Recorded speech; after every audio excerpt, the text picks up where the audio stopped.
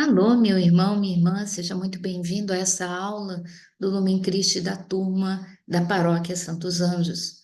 Nós já demos essa aula hoje pela manhã, mas tivemos um problema de som. Então, peço desculpas a você que tentou se conectar e não conseguiu ouvir a aula. Estamos gravando outra vez para ver se resolve o problema. Vamos então nos colocar na presença de Deus, pedir ao Senhor que venha preparar os nossos ouvidos e o nosso coração para que possamos acompanhar tudo aquilo que Ele quer nos dizer durante o nosso encontro de hoje. Que nada seja dito que não seja da vontade do Senhor nos revelar e aquilo que Ele nos disser, que Ele possa nos ajudar a gravar nos nossos corações e servir de fonte de vida para todos nós. Muito bem, então, vamos estar falando sobre os 10 mandamentos da lei de Deus. Certa vez chegaram para Jesus e perguntaram: Senhor, o que eu preciso fazer para entrar na vida eterna? E Jesus respondeu para ele: se você quer entrar na vida eterna, cumpra os mandamentos de Deus. Nós sabemos que a história de relação de Deus com o seu povo existe desde a criação do universo. E Jesus só veio ao mundo como homem há 2000 anos atrás. Então, como aquelas pessoas que haviam vivido antes faziam para poder se aproximar de Deus, para poder serem considerados pessoas de fé? Eles principalmente cumpriam os mandamentos de Deus. No livro do Levítico, no capítulo 18, versículo 5, Deus diz assim: cumpri minhas leis e meus mandamentos, e por eles viverás eternamente. Então, os mandamentos, eles são algo muito importante para a nossa fé. Tanto é que Jesus, ao iniciar sua vida pública, ele diz o quê? Eu não vim mudar a lei e os profetas, vim trazê-los ao pleno cumprimento.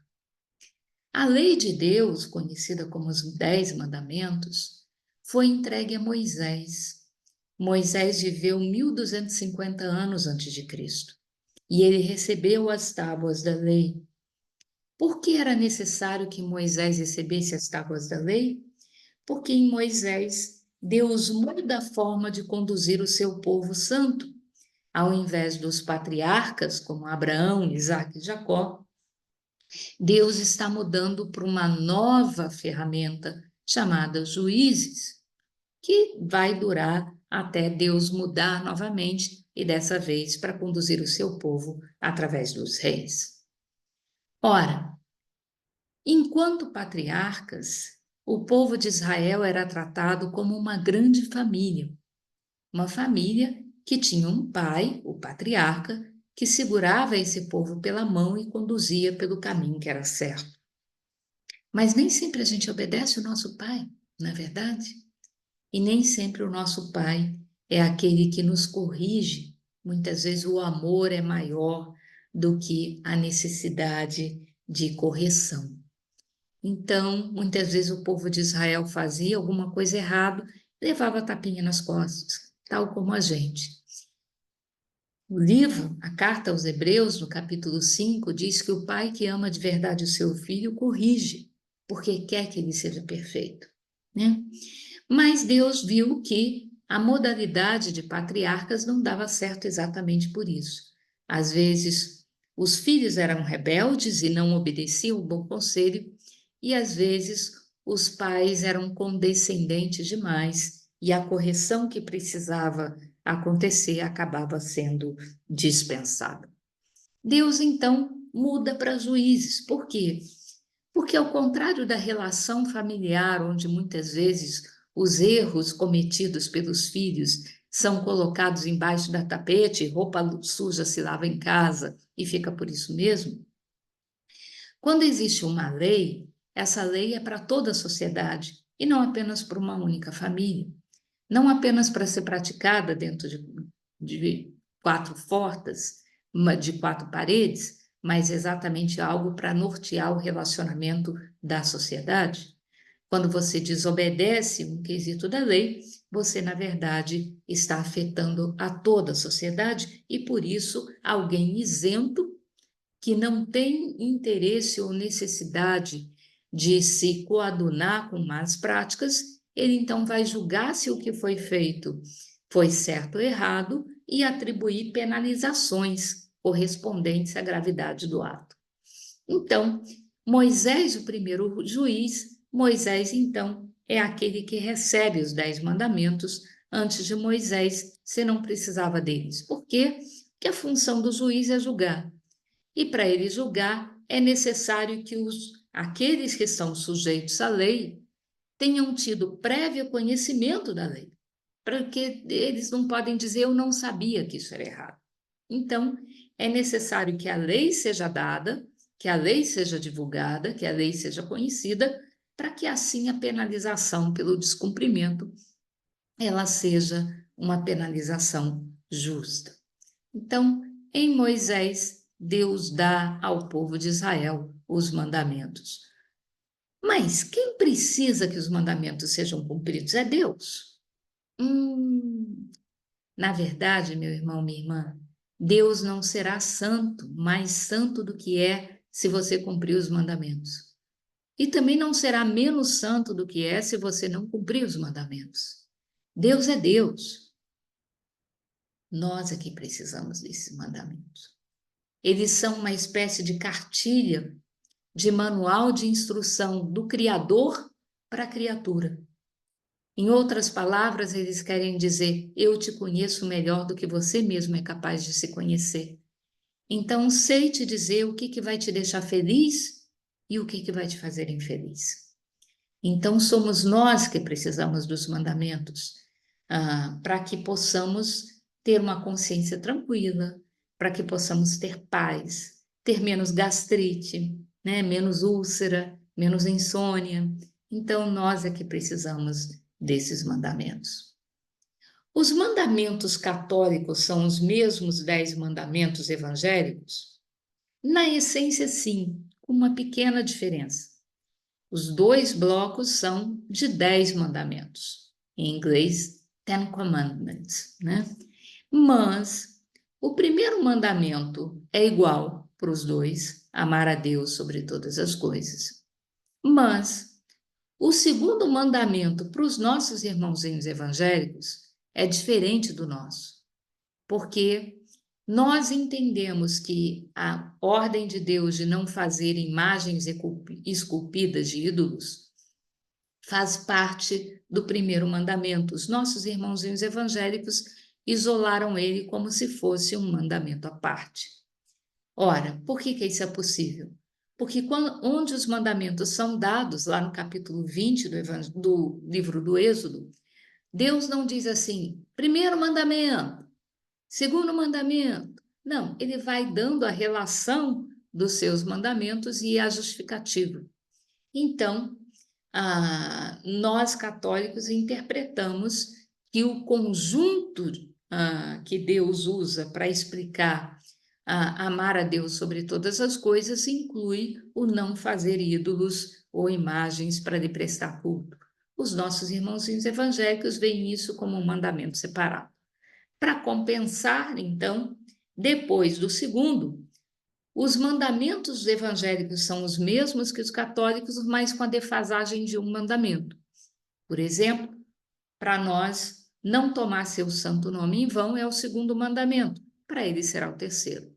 Guardar dias e santos para nós é o terceiro, para ele será o quarto. Honrar pai e mãe para nós é o quarto, para ele será o quinto, e por aí vai. Como eles fazem para, no final das contas, acabar com 10 mandamentos também? Eles juntam o 9º e o 10º mandamento católico. Não cobiçar a mulher do próximo e não cobiçar as coisas alheias são apresentados para os nossos irmãozinhos evangélicos como um único mandamento. Ora, como aconteceu de Deus dar os mandamentos para o seu povo? Certa vez Deus acordou e disse, hoje vou dar os mandamentos para o povo? Não. Na verdade, o lado mais bacana é isso. Deus propôs os mandamentos. Ele manda então Moisés diz ao povo, e perguntar ao povo se o povo está disposto a cumprir os mandamentos, se o povo está disposto a receber essa cartilha de vida. E ele diz: se obedecerdes a minha voz e guardardes minha aliança, sereis o meu povo particular entre todos os povos. Toda a terra é minha, mas vós me sereis um reino de sacerdotes e uma nação consagrada. Moisés vai ao povo e fala exatamente isso. E o povo responde para Moisés o quê? Responde: faremos tudo o que o Senhor nos disse. Só então é que Moisés sobe a montanha para receber os mandamentos. Então, os mandamentos não são uma imposição que Deus determinou que deveriam ser abraçados. É uma oferta que foi apresentada para apreciação do povo e o povo elegeu abraçar essa oferta. Então, Israel precisou aceitar primeiro antes de Deus dar os mandamentos, tal como Maria precisou aceitar primeiro antes que o Espírito Santo gerasse Jesus em seu seio. O livre-arbítrio é algo muito importante para Deus. Então, ele não obriga ninguém a seguir os 10 mandamentos. Ele ofereceu e está na mesa, como, na verdade, um mapa da mina para a gente poder ser feliz, para a gente poder preservar os preceitos das alianças com Deus. Quais são, então, esses 10 mandamentos? A divisão católica que nós vimos agora, ela é, na verdade, resultante dos estudos de Santo Agostinho. Foi Santo Agostinho que estudou os mandamentos e elaborou os primeiros capítulos nos primeiros catecismos da Igreja Católica para falar sobre os 10 mandamentos. Então, o que nós vemos dessa divisão dos mandamentos é exatamente seguindo os preceitos de Santo Agostinho. Nossos irmãozinhos ortodoxos têm uma divisão ligeiramente diferente. Como Santo Agostinho, então, viu esses 10 mandamentos? Como 2 blocos. Os 3 primeiros mandamentos são para nortear o nosso relacionamento com Deus. Não para adorar a Deus, mas para permitir que nós pudéssemos ter mais espaço para Deus no nosso coração. Então, mais uma vez, quem precisa dos mandamentos somos nós e não Deus. E do 6º ao 10º mandamento, segundo Santo Agostinho, são mandamentos de Deus para o nosso relacionamento com a gente mesmo e com o nosso próximo. E quem é esse nosso próximo? Ora, gente, muito interessante essa pergunta, né? Certamente alguém que vive lá no interior do Alasca não é o meu próximo, porque a priori eu não tenho condição de fazer nada para melhorar a vida dessa pessoa ou para piorar a vida dessa pessoa. O seu próximo é sempre alguém que a sua ação, a sua omissão ou a sua indiferença pode provocar alguma alteração na capacidade daquela pessoa de ser feliz e de se encontrar com Deus. Então, é claro que todos nós somos uma única família de Deus e quem mora no interior da Alasca é importante para mim porque Deus acha importante ter essa pessoa no mundo. Mas como eu vou ser julgado pelo tipo de cristão que eu sou, muitas vezes é mais fácil eu me preocupar com o bem que eu posso fazer para quem está lá no interior do Alasca do que quem está andando comigo, do meu lado, e às vezes até de mãos dadas comigo. O seu próximo é aquele que está ao seu alcance fazer o bem na vida dele. É esse a questão que Deus quer nos mostrar aqui. Uma outra coisa interessante que o catecismo nos fala sobre os mandamentos é sobre a unidade do decálogo. Eu não posso, por exemplo, dizer assim, dos 10 mandamentos de Deus eu cumpro 9. Então esse único que eu não consigo cumprir, está tudo bem, porque afinal de contas eu cumpro os outros 9. Não. Desobedecer um é desobedecer à lei de Deus. Então, todos os 10 são importantes para nós, para que a gente possa estar com a consciência tranquila de que estamos efetivamente cumprindo a vontade de Deus na nossa vida. Vamos ver então os 3 primeiros mandamentos, aqueles que tratam da nossa relação com o próprio Deus. O primeiro mandamento é: amarás o Senhor teu Deus sobre todas as coisas. Ele nos é dado lá no capítulo 20 do livro do Êxodo, onde Deus diz assim: eu sou o Senhor teu Deus que te fez sair do Egito. Não terás outros deuses diante de minha face. Então vejam, a preocupação de Deus aqui é que o povo não tenha ídolos pagãos, que ele não tenha outros deuses que não seja Deus. Então não farás para ti escultura nem figura alguma do que está acima do céu ou debaixo do céu, não te prostrarás diante delas e não lhes prestará culto. Então o que Deus está condenando aqui é o uso de imagens como ídolos a serem adorados, a serem cultuados por nós. Ora, muitos dizem assim: é isso que a Igreja Católica faz de errado, porque ela tem imagens. Sim, é verdade que a nossa igreja tem imagens, mas não ídolos. As imagens não são ídolos, não são deuses diante dos quais nós nos prostramos e adoramos. Como começaram as imagens a serem feitas na igreja? Na antiguidade, nós não tínhamos câmeras fotográficas nos smartphones da vida, onde tirar uma foto estava a um clique para poder retratar qualquer pessoa. Não se tinha outra forma de representar o retrato de alguém que não fosse fazendo uma pintura daquela pessoa ou esculpindo em madeira ou em gesso ou em mármore uma imagem daquela pessoa.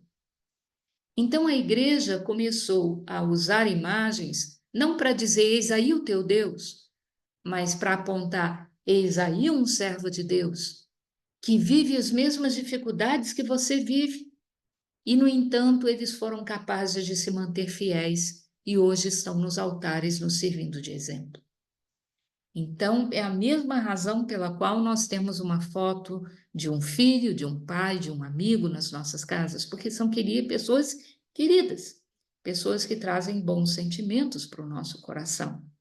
Nós não adoramos ou idolatramos aquele retrato ou aquela imagem, mas elas representam pessoas que são amadas por nós.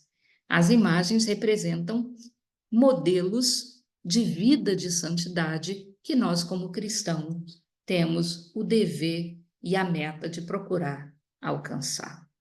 Então, o culto cristão não é contrário ao primeiro mandamento, porque o primeiro mandamento proíbe ídolos. A honra prestada a uma imagem, diz o catecismo, remonta ao modelo original.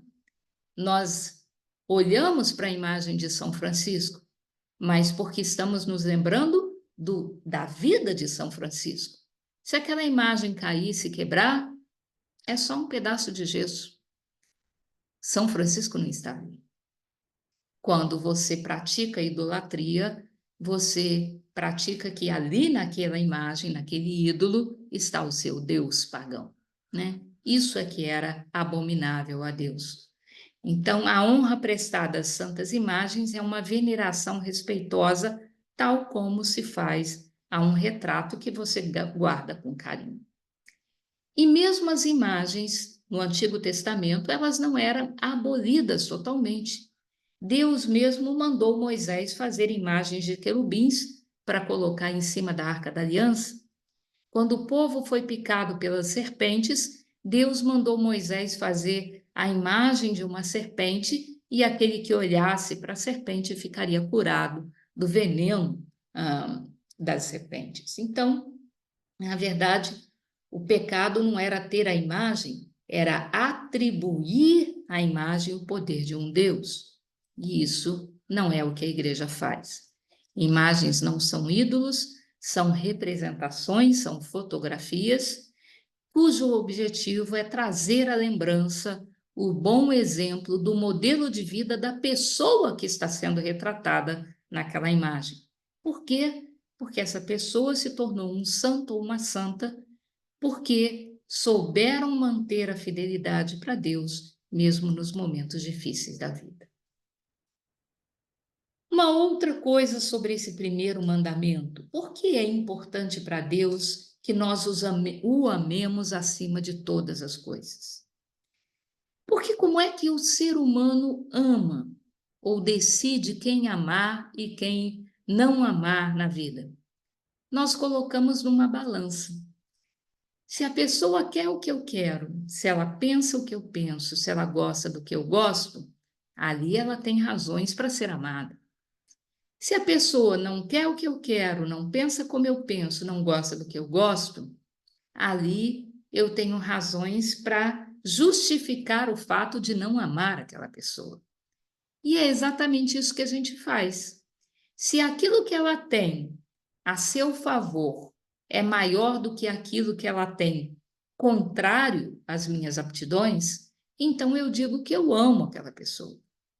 Se por um outro lado, as características dela, de coisas que eu não aprecio, são maiores do que aquelas que eu admiro, eu tenho aí a desculpa perfeita para dizer por que eu não amo aquela pessoa. Então, na verdade, o amor cristão implica em querer o bem, fazer o bem e ver o bem naquelas pessoas que fazem parte da nossa vida. Esse é o amar que a igreja chama de amor ágape. Então,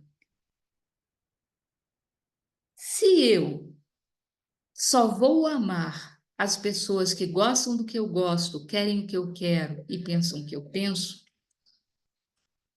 eu não estou, na verdade, cumprindo o preceito de acordo com o amor de Deus, porque Deus quer que todas as pessoas sejam amadas, queridas e apreciadas.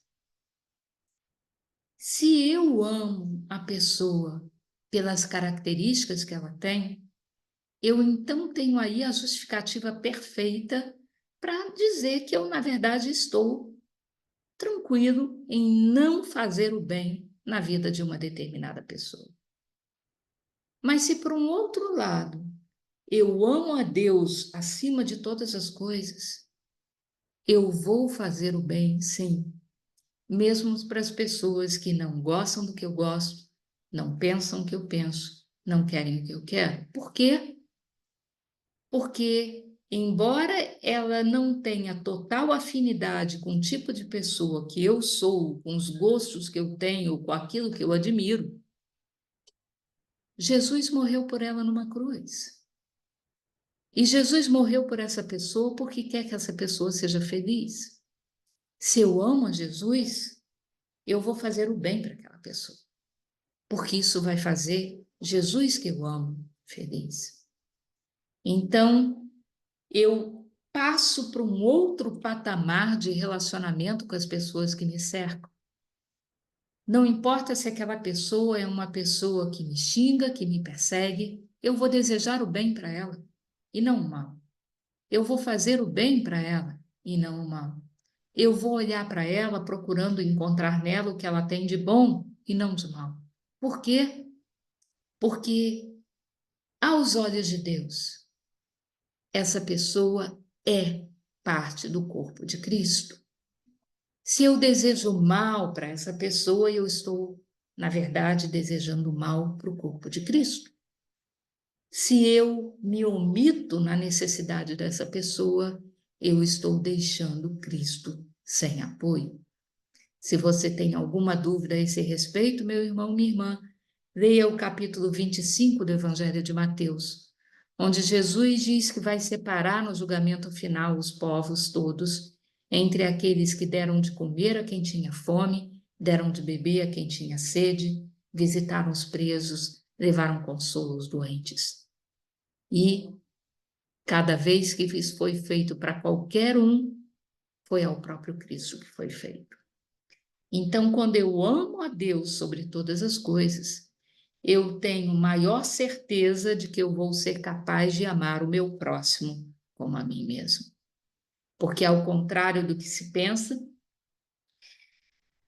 eu não posso dizer eu amo a Deus, mas quero que aquela pessoa se lixe. Por quê? Porque aquela pessoa que me incomoda também é alguém amado por Deus. E se eu amo Deus e eu quero Deus feliz, eu vou fazer o bem para a vida de todas elas. Certa vez perguntaram para Jesus qual era o maior de todos os mandamentos. E é uma passagem tão importante que você encontra exatamente a mesma passagem nos 3 evangelhos. Está no capítulo 22 do Evangelho de Mateus, no capítulo 12 do Evangelho de Marcos e no capítulo 10 do Evangelho de Lucas. E perguntam então para ele qual é o primeiro de todos os mandamentos, e ele vai responder: amarás o Senhor teu Deus de todo o teu coração, de toda a tua alma, de todo o teu espírito e com todas as tuas forças. E o segundo é semelhante a esse: amarás o teu próximo como a ti mesmo.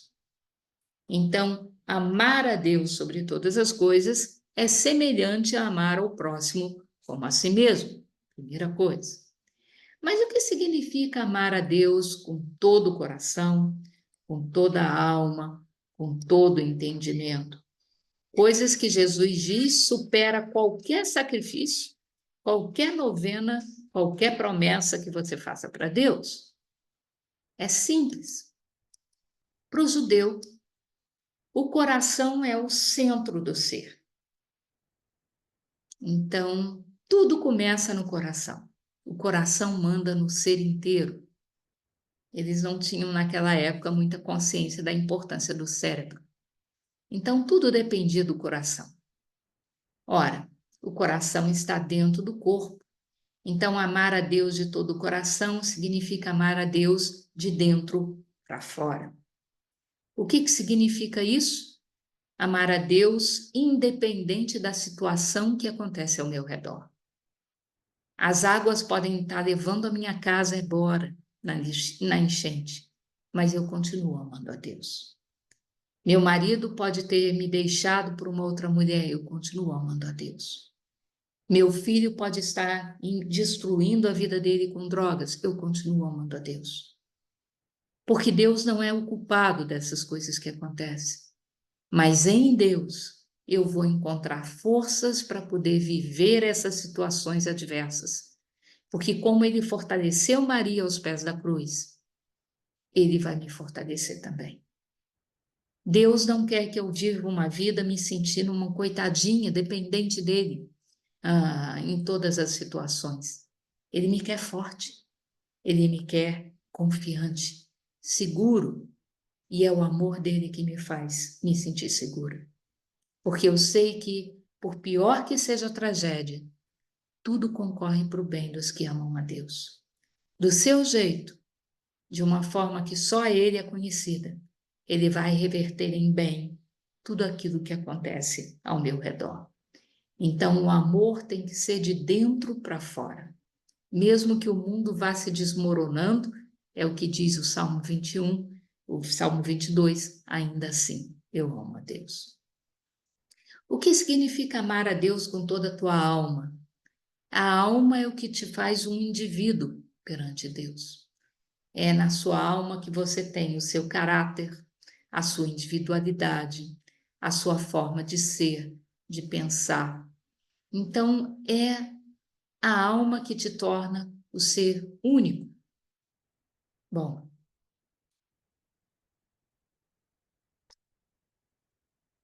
se eu não aprendo a gostar de mim mesmo, eu nunca vou amar a Deus. Eu posso não ter o cabelo que eu gostaria de ter, eu posso não ter a voz e o talento e os dons que eu gostaria de ter, mas eu sei que Deus me fez como eu preciso ser.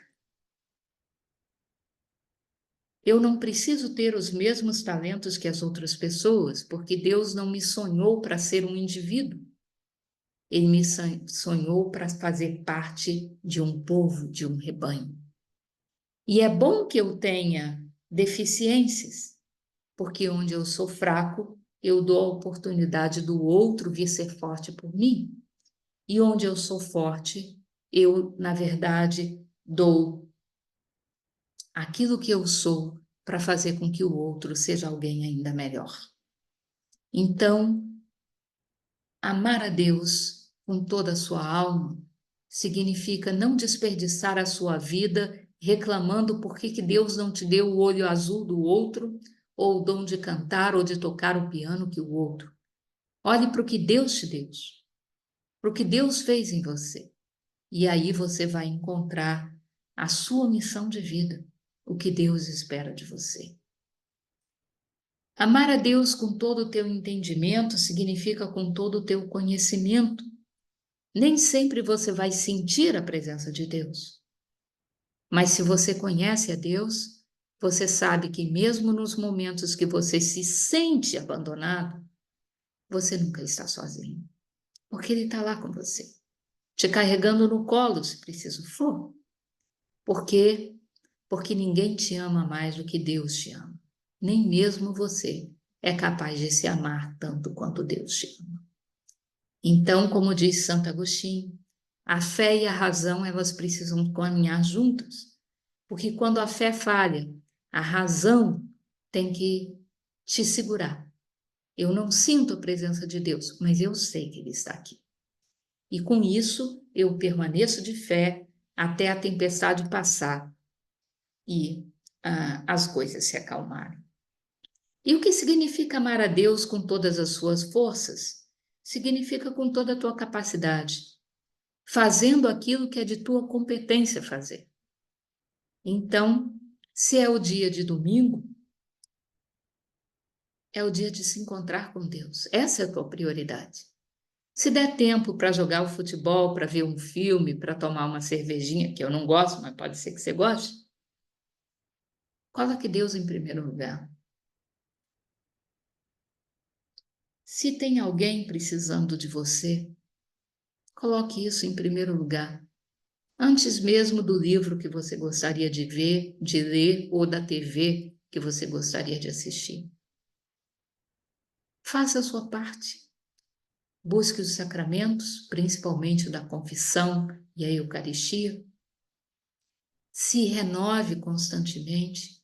Procure fazer a sua parte para que Deus seja uma realidade na sua vida. O que você não conseguir fazer, Deus completa. Mas faça a sua parte. Busque o que a igreja chama de virtude. E aí Deus vem e complementa. Então, amar a Deus sobre todas as coisas, em resumo, me ajuda a amar melhor a mim mesmo, ajuda a amar melhor ao meu próximo e me ajuda a viver melhor todas as situações, todos os momentos da minha vida. Em resumo, amar a Deus sobre todas as coisas significa amar a Deus não apenas quando você não tiver ninguém melhor para amar, mas amar a Deus para amar melhor aqueles que te cercam. Amar a Deus sobre todas as coisas não é amar a Deus só quando lhe for conveniente. Quando você estiver precisando de um milagre, aí você vai bater na porta de Deus.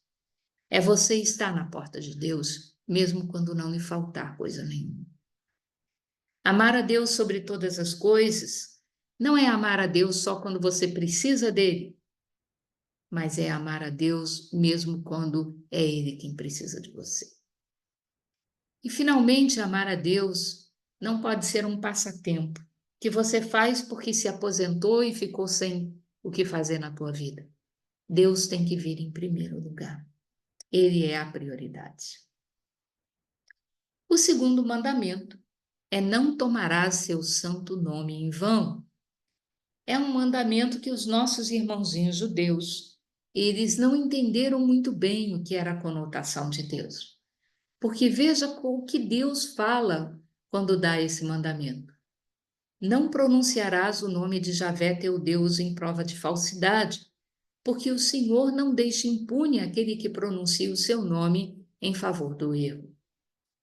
Então, os nossos irmãozinhos evangélicos e os nossos irmãozinhos judeus não todas as denominações evangélicas, mas os testemunhas de Jeová principalmente, acham que é um insulto você pronunciar o nome de Deus, Javé, porque é um nome santo demais para andar em lábios pecadores. Ora, é claro que ele é um nome santo demais e, inclusive, o nosso Papa recomenda que nós católicos, em respeito à reverência que os judeus dão ao nome de Deus, que a gente também evite ficar usando o nome Javé de forma desordenada. Então, se ele puder ser omitido e calado em sinal de respeito, é isso que nós devemos fazer. Mas vejam, Deus em nenhum momento disse que era proibido pronunciar o nome dele. O que ele disse é que era proibido usar o nome dele em prova de falsidade ou em favor de um erro. O que é que Deus está querendo dizer aqui? O nome Javé, o nome pelo qual Deus se apresentou para Moisés, é escrito com 4 consoantes, não tem vogais.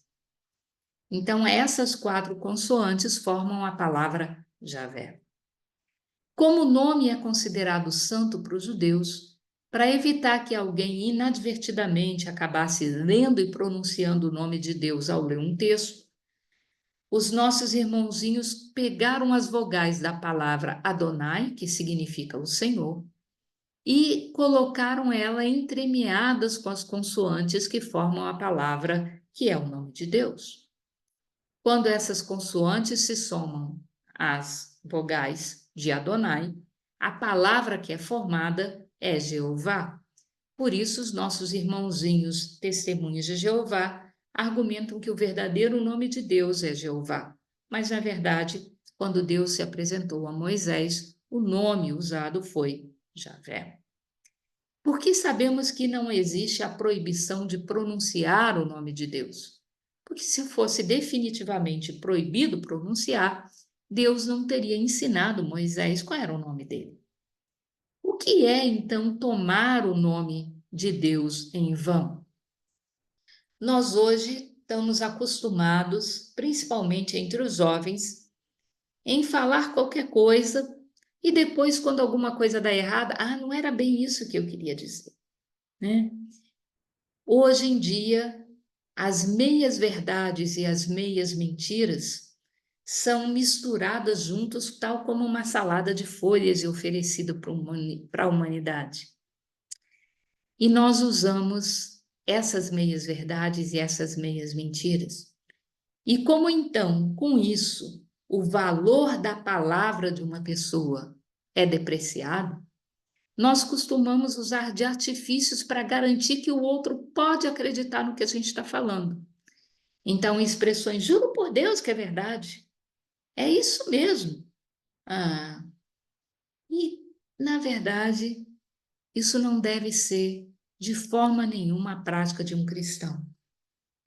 Em Mateus, no capítulo 5, no Sermão da Montanha, Jesus chama muita atenção para isso. Ele disse: Ouviste o que foi dito aos antigos: Não jurarás falso, mas cumprirás para o Senhor teus juramentos. Eu, porém, vos digo: não jureis de modo algum, nem pelo céu, porque é o trono de Deus, nem pela terra, porque é o escabelo de seus pés, nem por Jerusalém, porque é a cidade do grande rei. Não jurarás pela tua cabeça, porque não podes fazer um cabelo tornar-se branco ou negro. Dizeis somente sim se é sim e não se é não. Tudo que passa disso vem do maligno. Então, gente, a mentira é a atribuição que se dá ao papel e à ideologia do diabo e não de Deus. O nosso Deus é um Deus da verdade. Então, na boca de um cristão nunca deve existir uma mentira. E é isso que esse mandamento está falando. Não use o nome de Deus como um aval, como um selo de qualidade, para poder tornar crível uma mentira que você está falando. Isso é tomar em vão o nome de Deus. Então, se a nossa boca só tem a verdade, nós não precisamos ter medo desse mandamento. Para a igreja, toda vez que você abusa o nome de Deus para poder, por exemplo, iludir algumas pessoas a acreditarem em alguma coisa, para você explorar essas pessoas, você está, na verdade, pecando contra o segundo mandamento. Toda vez que você faz um juramento, uma promessa para Deus que você não tem intenção de cumprir, você está burlando esse mandamento. Toda vez que você conta uma mentira e você, para convencer o outro que aquilo que você está falando é verdade quando não é, você está pecando contra esse mandamento. Então, tenhamos muito cuidado, porque somos batizados. Se somos batizados, trazemos indelevelmente no nosso ser o sobrenome de Deus, o nome de Deus. Então, que não seja encontrada mentira na nossa boca.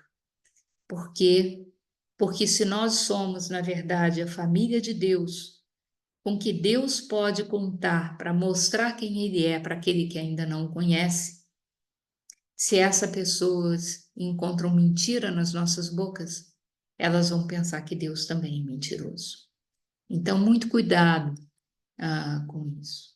Mas, por um outro lado, existe uma outra vertente sobre esse segundo mandamento que eu gostaria de explorar, que é o nome de Jesus, Deus feito homem no meio de nós. O nome de Jesus não foi escolhido por Maria nem por José, mas pelo próprio anjo, ao revelar para Maria que Deus já tinha escolhido o nome do seu filho, que seria Jesus. Ora, por que Jesus? Isaías 42 já havia prometido que quando o Messias viesse, em nome dele, ele teria um nome tão poderoso que em nome dele as nações pagãs da terra poriam a sua esperança. Filipenses 2 diz que Deus outorgou a Jesus um nome que está acima de todos os nomes. Hebreus 1:4 diz que o nome de Jesus é superior aos anjos e excede o deles o nome que herdou. Efésios 1:21 diz que todo principado, potestade, virtude ou dominação, tudo que já existe, existiu ou que virá a existir no futuro, está submetido à autoridade do nome de Jesus. E o que significa o nome de Jesus? Significa Deus salva. E salvar, curar e resgatar tem o mesmo significado no idioma aramaico antigo. Então, quando eu digo que Jesus significa Deus salva, também significa Deus liberta, Deus cura, Deus resgata. Ao contrário do nome de Javé, que as pessoas não podiam pronunciar, Jesus mesmo, propriamente, nos ensina a recorrer ao nome dele em várias e várias ocasiões. No próprio Mateus 18, ele diz: quem recebe em meu nome um menino como este, é a mim mesmo que o recebe. Em Mateus 18, também ele diz: quando estiverem reunidos em meu nome, eu estarei ali. E tudo que pedirdes em oração, de acordo na oração, lhes será dado. Quando ele envia os discípulos dele a pregar o evangelho, ele envia para pregar o evangelho e batizar as pessoas em nome do Pai, do Filho e do Espírito Santo. Em Marcos 16, quando ele também está enviando os discípulos para pregar o evangelho, ele diz: vocês expulsarão demônios em meu nome, manusearão serpentes e não serão afetados, imporão as mãos e os doentes serão curados. Tudo isso em nome de Jesus. Por que isso? Em João 3 diz: quem nele crê não é condenado, mas quem não crê já está condenado, porque não crê no nome do Filho único de Deus. Quando Jesus sobe aos céus, Pedro e João curam um paralítico na porta formosa do templo. E o que eles dizem para esse paralítico? Ouro e prata eu não tenho, mas o que eu tenho eu te dou. Em nome de Jesus Cristo, levanta-te e anda.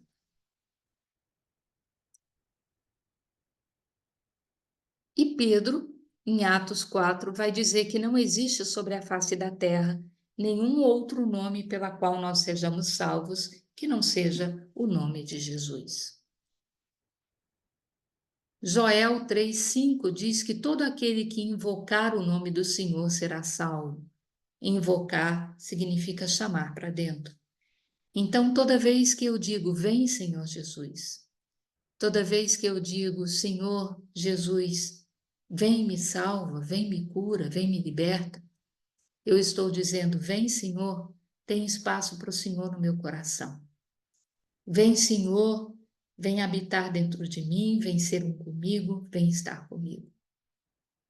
Invocar significa, então, chamar para dentro.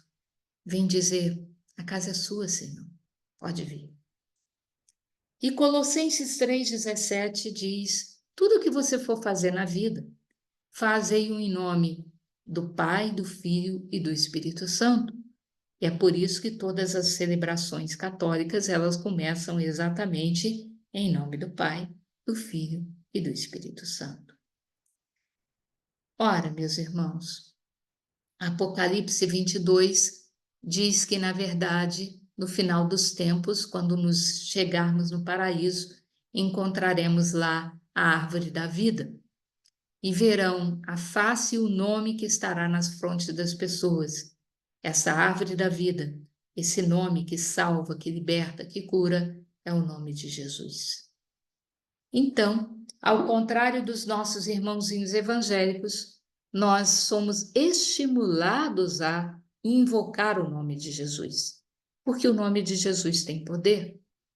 Ele não deve ser usado levianamente para piadinhas, para chacotas, para falsos juramentos, porque ele continua sendo um nome de Deus e por isso merece o respeito e a dignidade que lhe são compatíveis.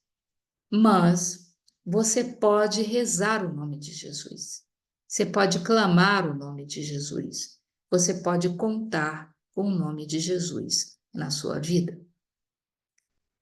O terceiro mandamento é guardarás domingos e festas, onde Deus nos manda, e é a leitura desse final de semana, o 9º domingo do tempo comum, onde nós veremos na primeira leitura exatamente essa passagem, onde Deus nos manda guardar os domingos e festas, aqui no sábado.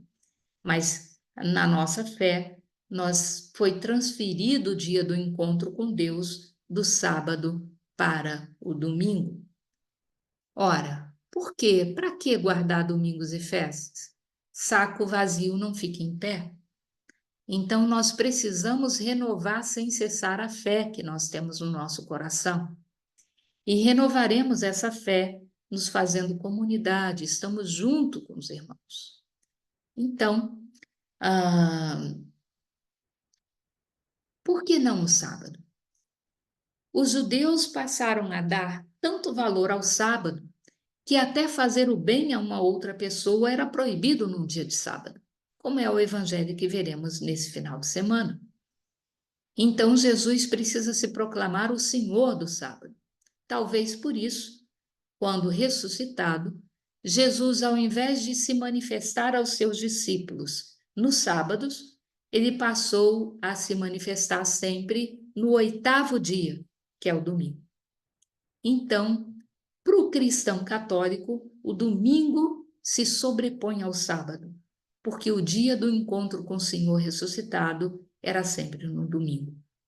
Depois, se o domingo é o 8º dia, ele é ao mesmo tempo um começo, porque é o primeiro dia da semana, mas o 8º, o último dia da semana.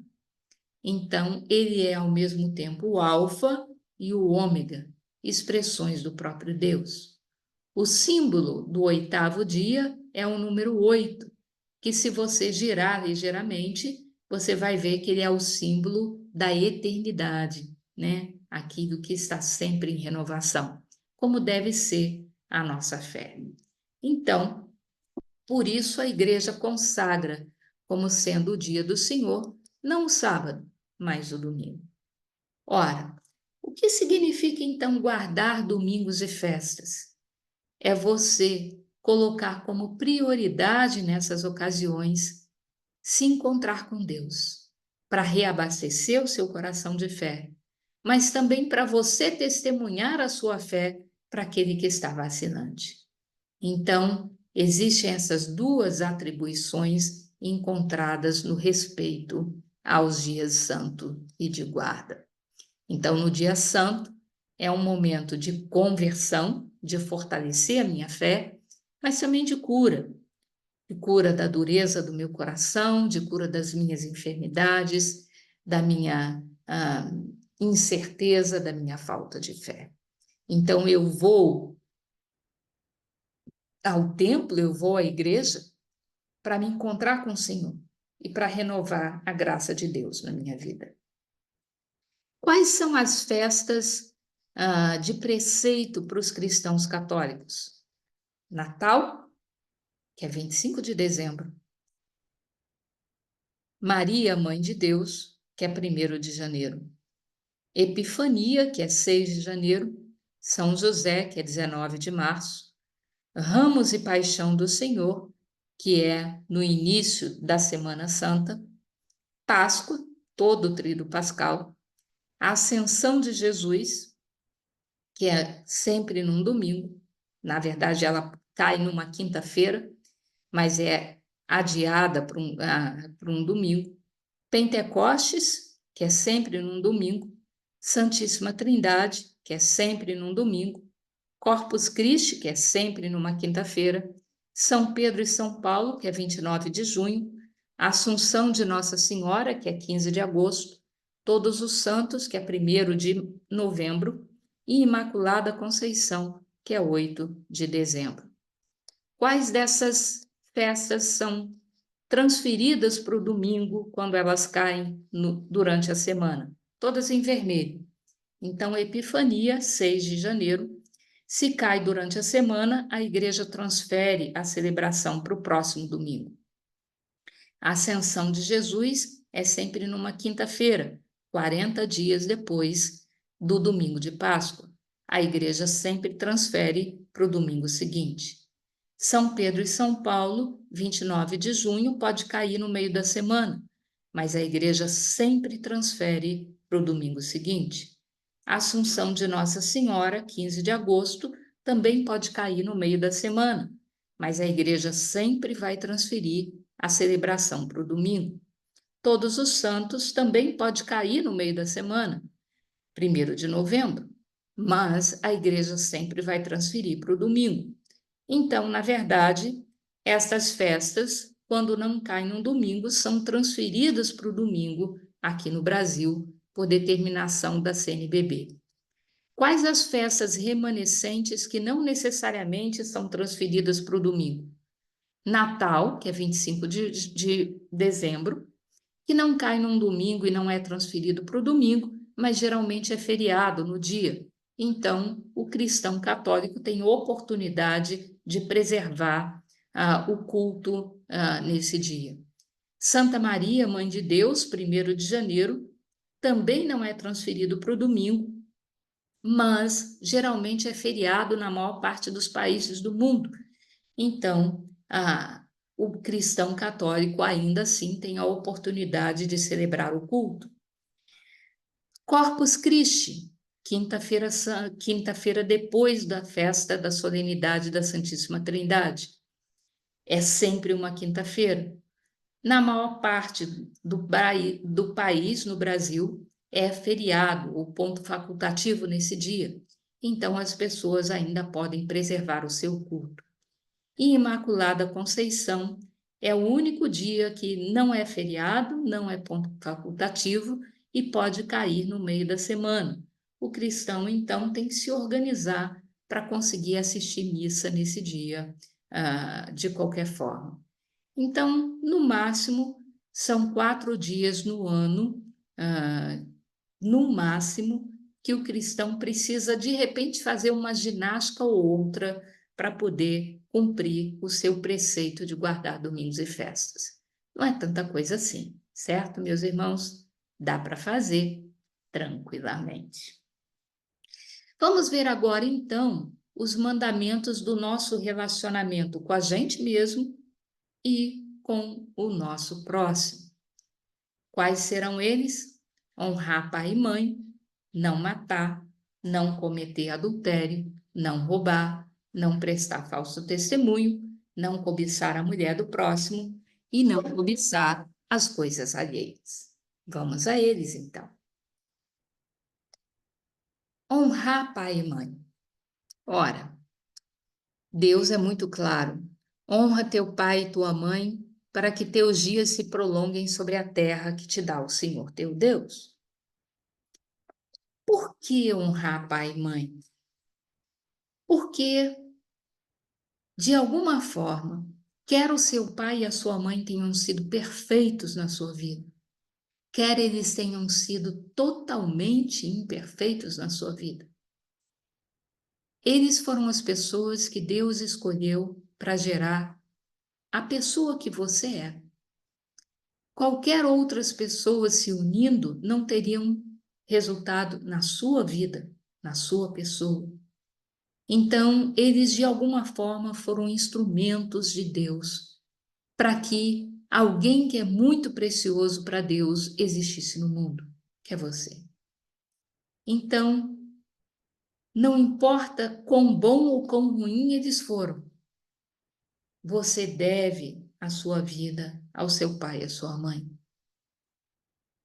Pode ser que o seu pai tenha sido um homem violento, um bêbado, que batia em você, que batia na sua mãe, ou que abandonou você.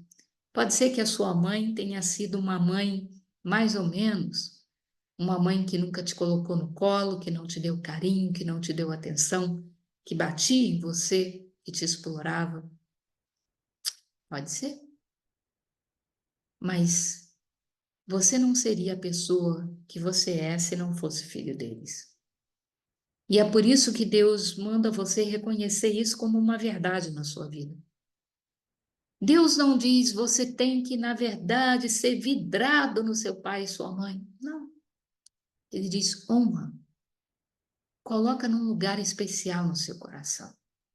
Seja grato a eles, seja respeitoso com eles. Por quê? Porque, de alguma forma, foi para eles que Deus confiou a missão de te trazer no mundo e cuidar de você, até que você pudesse cuidar de si próprio. Na verdade, a igreja diz que nós temos a obrigação de honrar e respeitar aqueles que Deus, para o nosso bem, revestiu de autoridade na nossa vida. Não apenas o pai e a mãe, mas todos aqueles que de alguma forma receberam de Deus a atribuição de velar pela nossa segurança e pela nossa felicidade. Então, o catecismo inclui aí não apenas pai e mãe, mas inclui aí os professores, os governantes, os chefes, os tutores, os padrastos, as madrastas, todas as pessoas que de alguma forma receberam de Deus a atribuição de proteger você, de cuidar de você, mesmo quando eles não tenham feito um bom trabalho. Porque a gente sempre acha que o mundo gira ao nosso redor, mas a lógica de Deus é diferente. Nós vemos só a cara e não o coração. Talvez aquele pai que batia em você, ele nunca tenha conhecido ninguém que o amou, que o tenha colocado no colo. Então, talvez Deus tenha colocado você na vida dele para você ensinar ele que ele é alguém que vale a pena ser amado. Então, muitas vezes, nós somos o instrumento que Deus quer usar para mudar a vida daqueles que estão, de alguma forma, dentro da nossa área de influência ou de autoridade.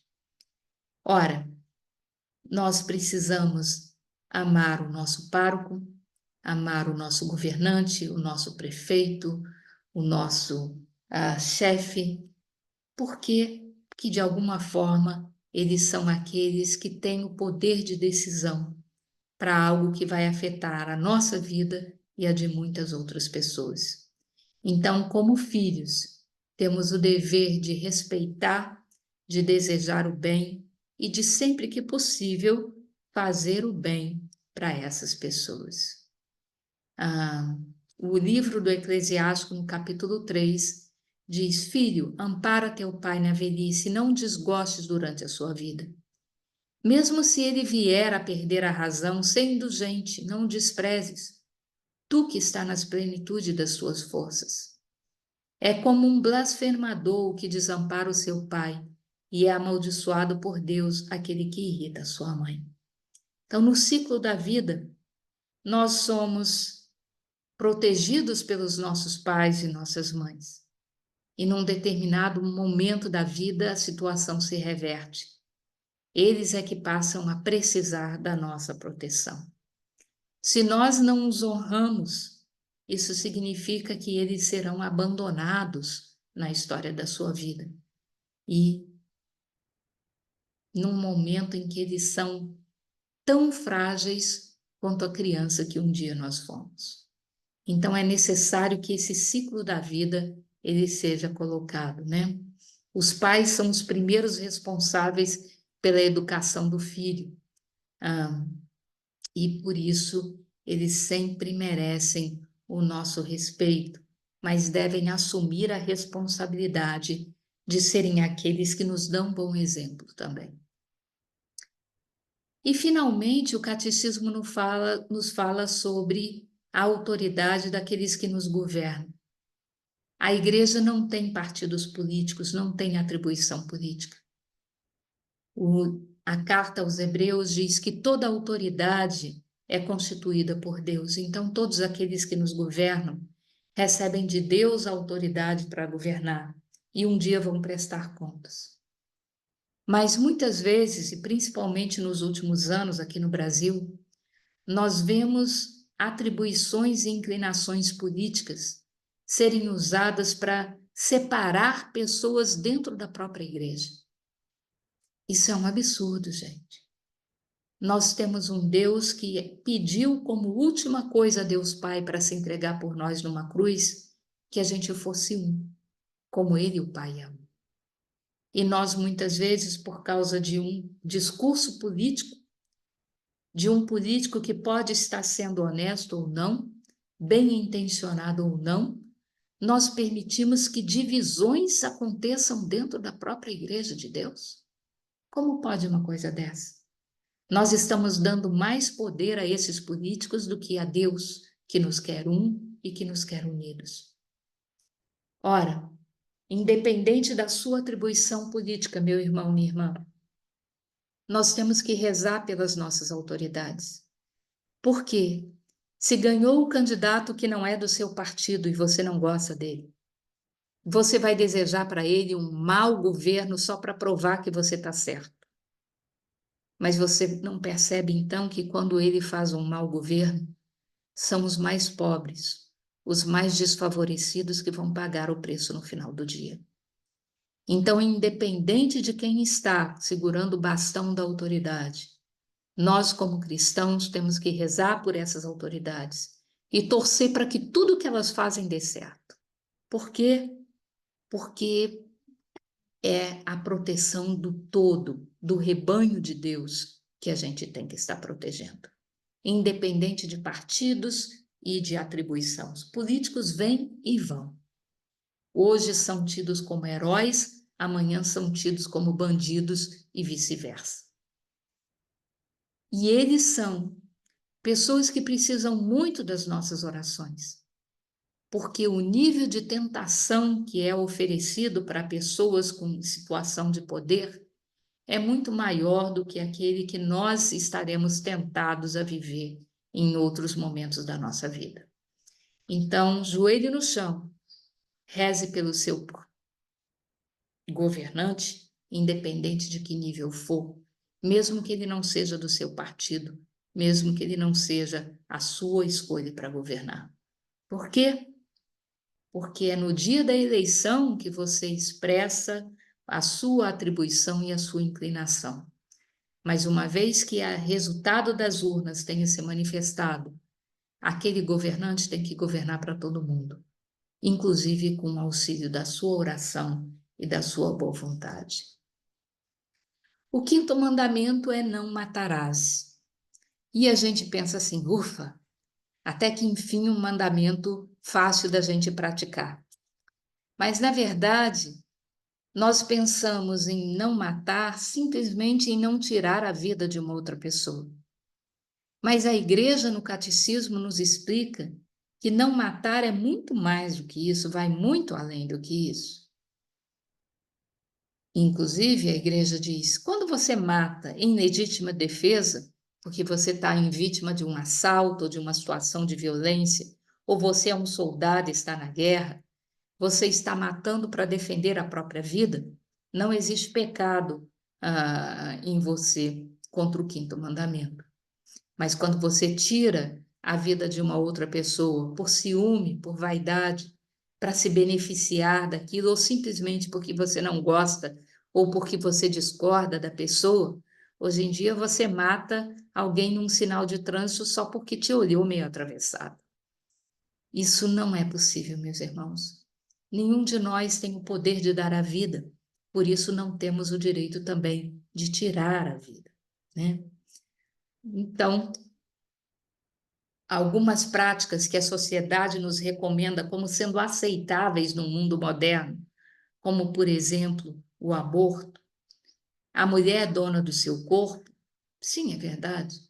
Mas se ela não queria conceber uma criança, existem meios lícitos e aceitos pela igreja para você poder evitar uma concepção.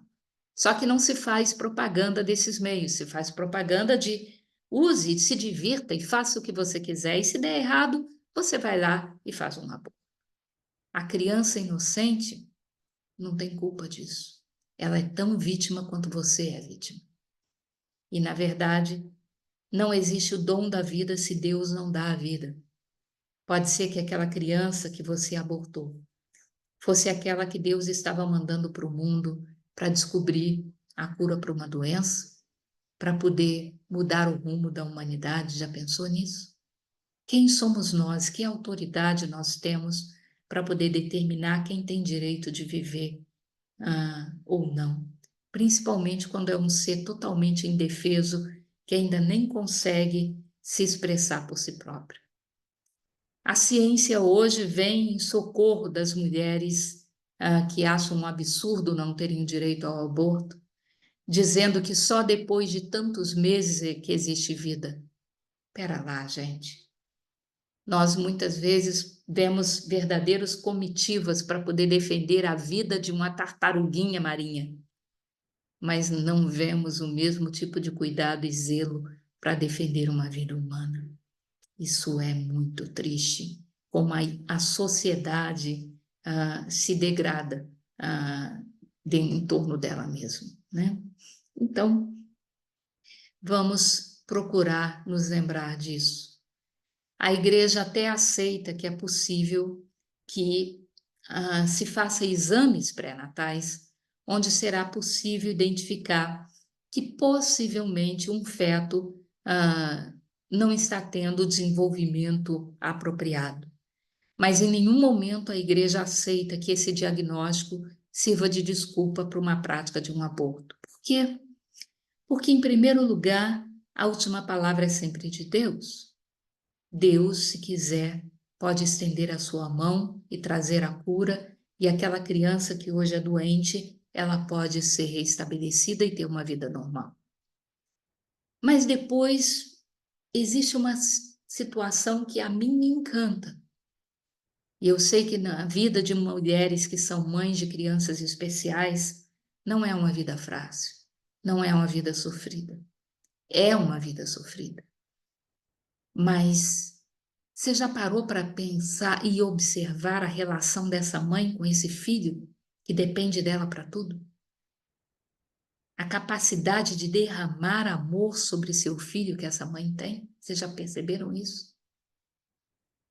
Talvez esse filho tenha vindo com essa dificuldade exatamente para que essa mãe pudesse exercitar essa capacidade de amar que ela talvez nunca viesse a descobrir de outra forma. Eu sei que Deus fortalece, que Deus compensa, que Deus retribui. A sua cruz não é carregada de forma inútil. Deus sempre sabe o peso dela. E a sua recompensa um dia na eternidade é certamente proporcional ao peso da cruz que você precisou carregar. O suicídio também não é aceito pela igreja, porque o suicídio é quando a pessoa abre mão da própria vida.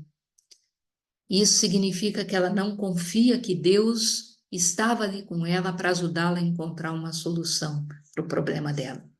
Ela toma o caminho mais fácil, o de fugir da vida, de desistir da vida, ao invés de deixar Deus ser um instrumento de fortalecimento para que ela possa viver aquela dificuldade. Ora, hoje em dia, nós pensamos que não matar significa não tirar a vida. Mas, na verdade, no Sermão da Montanha, Jesus nos mostra tantas outras formas de matar. Toda vez que você humilha alguém, toda vez que você faz alguém se sentir pequeno, inferior, insignificante, você está, na verdade, matando a autoestima daquela pessoa, o respeito dela por ela mesma. Você, na verdade, está matando alguém, impedindo que ele tenha a vida em plenitude que Jesus veio conquistar para todos nós. Então, Jesus diz no Sermão da Montanha: ouviste o que foi dito aos seus antigos, não matará, mas quem matar será castigado pelo juízo do tribunal. Eu, porém, vos digo: aquele que se irá contra o seu irmão será castigado pelos juízes. Aquele que disser ao seu irmão raca, quer dizer idiota, será castigado pelo grande conselho. Aquele que lhe disser louco será condenado no fogo da geena. A nossa língua que a gente usa para louvar a Deus, muitas vezes é usada para destruir o outro, com fofocas, com xingamentos, com ironia, com cinismo, com humilhações.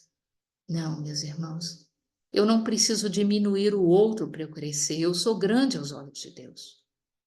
Então, eu não posso usar as várias formas de matar que o catecismo prevê, como o escândalo, como o excesso do culto ao corpo, as drogas, o culto à beleza, a violência contra si mesmo para alcançar um determinado padrão de beleza ou de conformidade que a sociedade estabelece, a violência, a dominação, a humilhação do outro, a fofoca sobre o outro, todas essas coisas são formas de matar o seu próximo.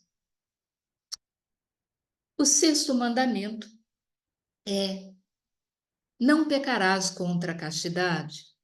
Mas se você for olhar como esse mandamento foi dado a Moisés lá no Antigo Testamento, em Êxodo 20, ele na verdade era: não cometerás adultério. Por quê? Porque naquela época em que Moisés recebeu os mandamentos, os casamentos não aconteciam na idade adulta. Os casamentos eram em grande parte celebrados quando nascia uma criança. Um contrato de casamento já era firmado. Por que isso? Em primeiro lugar, porque existia mais mulheres do que homens, porque os homens nasciam menos homens.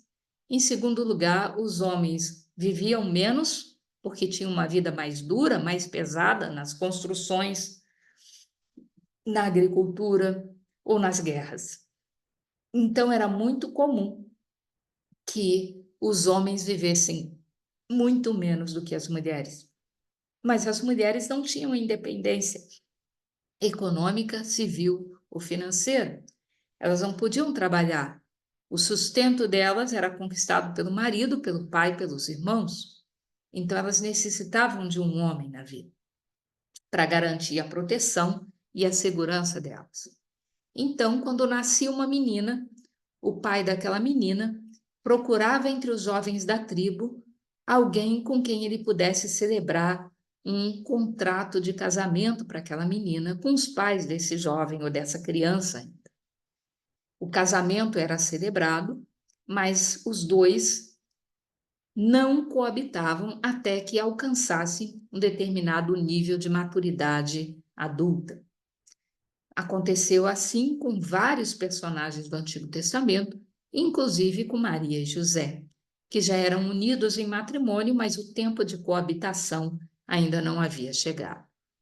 Se acontecia do pai daquela menina morresse na guerra ou morresse por um mal súbito qualquer, a família do noivo pegava aquela menina e levava e acolhia naquela casa, porque ela, na verdade, já era a esposa do jovem daquela família. Ora, então, quando um jovem alcançava a idade sexualmente adulta, ele já era comprometido em casamento. Por isso, o sexto mandamento era: não cometerás adultério, porque uma união sexual com outra pessoa que não aquela com quem ele estava unido em matrimônio já seria considerado um adultério. Quando essa prática de casamento na infância caiu em desuso, a igreja então traz a plena revelação desse mandamento, que não é tanto o não cometerás adultério, mas o entender que o seu corpo é o templo de Deus. É claro que o prazer sexual é prazeroso, mas o prazer pelo prazer é vazio. Ele te dá alguns momentos de alívio e depois nada. Então, o que Deus estava querendo com esse mandamento é: não faça pouco do corpo que abriga o dom da vida que traz em você. Hoje em dia, nós vemos a sexualidade exacerbada, principalmente nos jovens. E como é triste para nós, principalmente quando somos pais, ver a forma como os jovens se vestem, como os jovens se oferecem uns aos outros, como os jovens ficam uns com os outros, como se, na verdade, a união sexual fosse simplesmente uma união carnal, sem beleza, sem sentimento, sem respeito, muitas vezes. É muito triste isso, porque o ser humano precisa tanto se sentir amado, valorizado, justificado. Então, a tradição da igreja, ela olha para o sexto mandamento como envolvendo toda a sexualidade humana. A castidade, ela pode ser praticada em pessoas solteiras, em pessoas casadas, que não significa se privar da união sexual, mas se unir sexualmente dentro do respeito, da dignidade, do amor que é esperado entre os cristãos. Aí o sexo tem o pleno sentido. Fora disso, é como se a pessoa se fizesse escrava das próprias paixões, das próprias inclinações, sem qualquer tipo de controle sobre ele mesmo. E a igreja inclui, inclusive, nessa situação, a homossexualidade. É possível que as pessoas tenham atração sexual por pessoas do mesmo sexo. Você se deixar levar por essas inclinações é você, na verdade, não estar controlando o nível das suas paixões. Então, você, na verdade, deixa o prazer carnal se sobressair em relação àquilo que é certo, àquilo que é santo, àquilo que é esperado. Isso não é, de nenhuma forma, motivo para você discriminar alguém que tenha uma prática homossexual. A igreja, ela não tem o direito de atirar pedras nem contra quem comete adultério, nem contra quem é homossexual, nem contra quem não preserva a castidade do próprio corpo. A igreja recomenda, mas ela não tem o direito de tirar o livre-arbítrio de quem quer que seja. O que nós podemos fazer é rezar para essas pessoas para que elas, nas suas opções de vida, ou revejam essas opções de livre e espontânea vontade, sem qualquer tipo de pressão ou preconceito em cima delas, ou que elas, na verdade, aprendam a controlar os seus impulsos e encontrar felicidade exatamente no autodomínio que elas passam a exercer, na consciência de cada um. Deus, onde está o Espírito, está a liberdade. E não cabe a mim ou a você ou a quem quer que seja dizer para uma pessoa o que ela tem que fazer. Só podemos dizer o que Deus espera que ela faça. Ela pode dizer sim ou ela pode dizer não. Não é para você que ela vai estar dizendo esse sim ou não, é para a proposta de vida que Deus está apresentando para ela. Isso é entre ela e Deus. E a igreja entende isso muito claramente. O sétimo mandamento é não furtarás. Não tirar aquilo que não te pertence, porque é do outro. E nós pensamos que isso significa simplesmente não roubar. Mas quando você pega emprestado e se esquece de devolver, quando você comete fraude, quando você paga salários injustos, quando você cobra mais do que alguma coisa vale, quando você erra no peso ou na metragem daquilo que você está vendendo, quando você explora alguém que trabalha para você, você, segundo o catecismo, você também está pecando contra o oitavo mandamento. Então, fraude fiscal, caixa 2, cheque sem fundo, né? Golpes que nós temos por aí, com criptomoedas ou sem criptomoedas, ah, golpes no Pix, tudo isso é pecar contra o oitavo mandamento. Não existe um cobertor perfeito, meus irmãos. Se você está tirando de um outro porque você quer mais do seu lado, você está descobrindo alguma pessoa. E, infelizmente, geralmente, essa pessoa precisava mais do que você. Nós hoje somos muito escravas de ditos sociais. Eu tenho que ter a bolsa da moda, o carro do momento, ah, o penteado da onda, eu tenho que frequentar a academia, que é a mais popular, e às vezes a gente acaba indo além dos nossos limites financeiros. E para poder atender essas extrapolações, a gente muitas vezes encontra desculpinhas que justificam certas práticas. Não faça isso, né? Se a pessoa trabalha na sua casa, ela tem o direito a receber um salário justo por um período de trabalho justo, por atitudes justas. Não tem muito sentido você ser tão bonzinho dentro da igreja e tratar as pessoas como escravo na sua casa. Isso é roubo, é pecar contra o oitavo mandamento.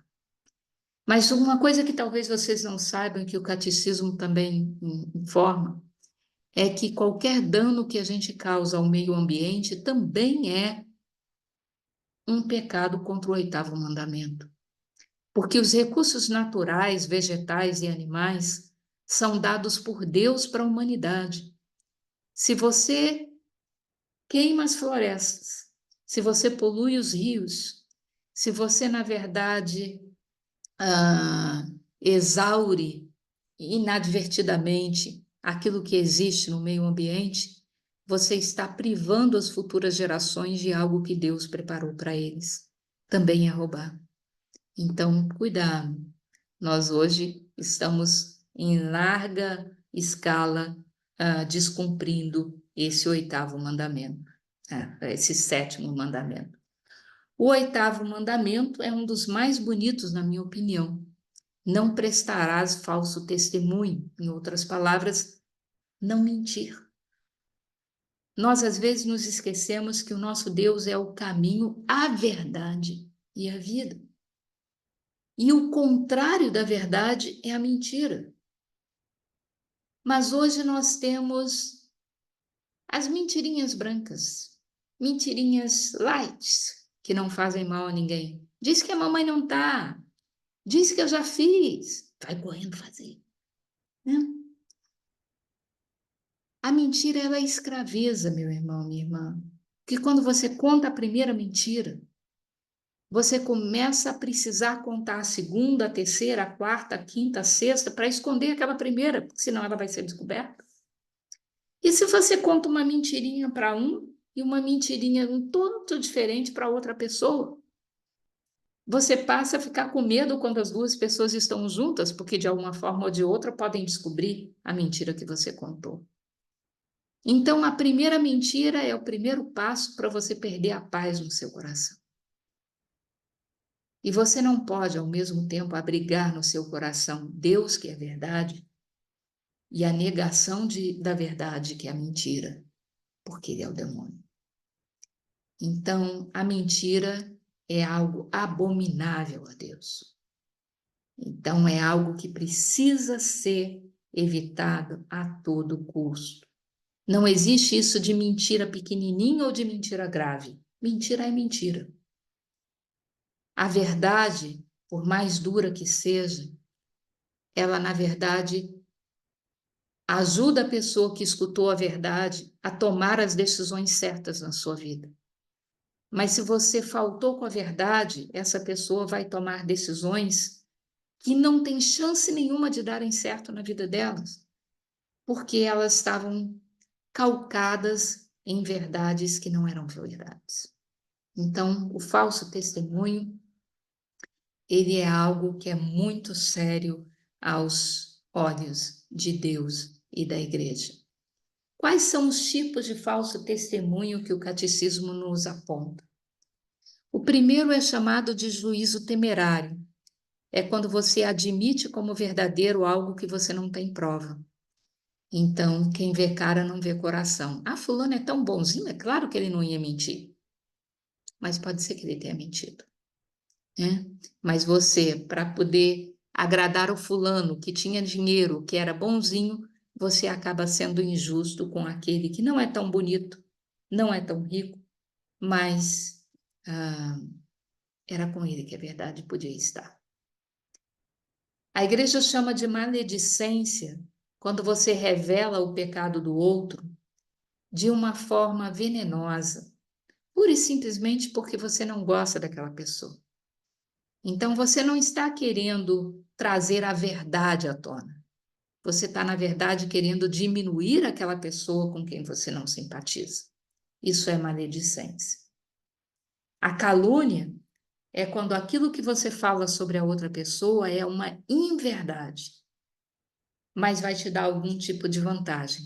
Ou você se vingar dela, ou você, na verdade, conquistar a simpatia de alguém que você quer que goste de você, e você não quer disputar com a outra pessoa, ou você vai se beneficiar de alguma forma daquela mentira que você contou.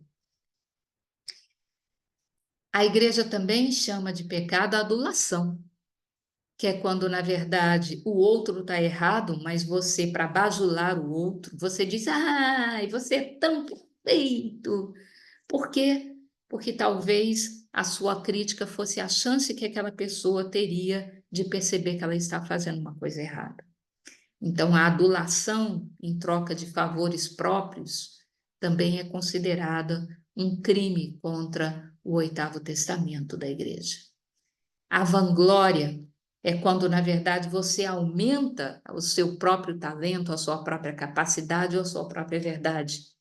Você, na verdade, para crescer, você acaba diminuindo o outro e se mostrando melhor do que o outro, mesmo quando você não é.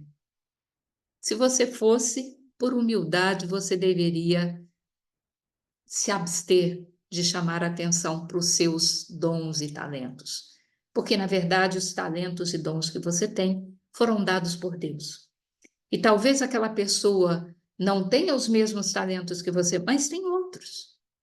E você, para diminuir ela, para você crescer, você diminuiu aquela outra pessoa. Isso não é aceitável perante a igreja. E, finalmente, a complacência, que é quando você se nega a corrigir o outro, mesmo sabendo que ele está errado. E eu que vou lá falar para ele que ele está errado? Não. E aquela pessoa, às vezes, está cometendo o erro de forma inocente. E você deixa ela se virar e ela acaba sofrendo a consequência do erro que ela cometeu. Filho do homem, eu te constituí sentinela diante das nações. Ezequiel 3. Se o irmão vai no caminho errado, nós temos a obrigação de alertá-lo contra isso. Não para apontar o dedo, mas com o objetivo de ajudá-lo a ser melhor. Hoje em dia não nos faltam recursos de comunicação social.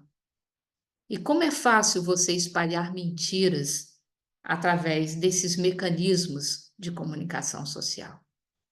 O cristão não deve ser tão rápido, porque muitas vezes as pessoas de boa vontade, de coração puro, acabam embarcando naquela fake news que a gente transmitiu e acaba tomando decisões na sua vida que vão comprometer o futuro de muitas outras pessoas. Então, muito cuidado. Não existe mal em si nesses mecanismos. O uso que nós fazemos deles é que pode ser ruim ou pode ser bom. Então, seja prudente como as serpentes, como diz Jesus. Seja cuidadoso. Não espalhe mentiras, porque você retroagir na consequência daquela mentira que já foi espalhada é impossível. Então, é muito melhor você ser prudente ao espalhar alguma coisa do que você ir soltando e fazendo aquelas correntes e depois se arrepender do que já foi. O nono mandamento é não cobiçar a mulher do próximo. Também vale aqui não cobiçar o homem do próximo, tá, gente? Por quê? Porque se é o homem ou a mulher do próximo, você, na verdade, está desunindo o que Deus uniu. Você está, na verdade, atrapalhando pessoas que se gostam, mesmo que isso seja no silêncio do seu coração. Porque o que diz Jesus, se você já olhou com cobiça para aquela mulher do seu próximo, o homem do seu próximo, você já pecou com ela no seu coração. Como você vai conseguir continuar olhando no rosto da sua amiga ou do seu amigo depois disso, né? Então, a concupiscência da carne e a concupiscência dos olhos são cobertos, respectivamente, pelo nono e pelo 10º mandamento. E muitas vezes a gente é um pouquinho relaxado em tomar conta dessas coisas. A gente acha que não faz mal só porque é no segredo do nosso coração. Mas a cobiça já gera um adultério, já gera destruição de família, já gera divisão, mesmo que ela não venha se concretizar carnalmente, né? Então, cuidado, Jesus já disse, se você olhar com olhar de cobiça, você já adulterou no seu coração. Então, muito cuidado. Como você vai conseguir olhar para o seu irmão, para a sua irmã, se você já se imaginou com a mulher dele ou com o marido dela em situações não recomendáveis?